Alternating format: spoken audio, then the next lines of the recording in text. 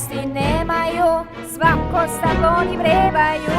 Odmore si na tren, možda 3, onda poždežu se jabuke sa stablami.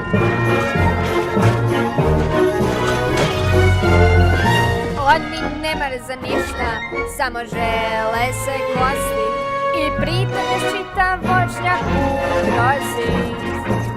Daj čekaj se malo, druga strana tu je, znaš. I ako ih ne obranim, ja bi grozna bila baš. Ti su šišmiši roditelji brižljivi, za dječicu brinu kao mi poni. Daj prestani pričat gluposti, ovi šišmiši su napasti. Jedu jabuke koliko volja ih, a je li stalo doglanjeli? Ne, ni malo, to činjenica jest. Ove šišmiše u red sve treba svest. S tim ne mogu se složiti, oni vjerni su obitelji, svuda šire sjemenje. Kad jednoga vidiš ti bježi, sakri se.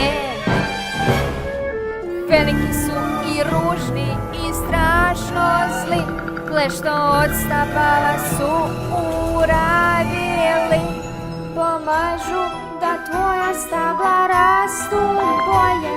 Oni štetu rade i dobit će svoje.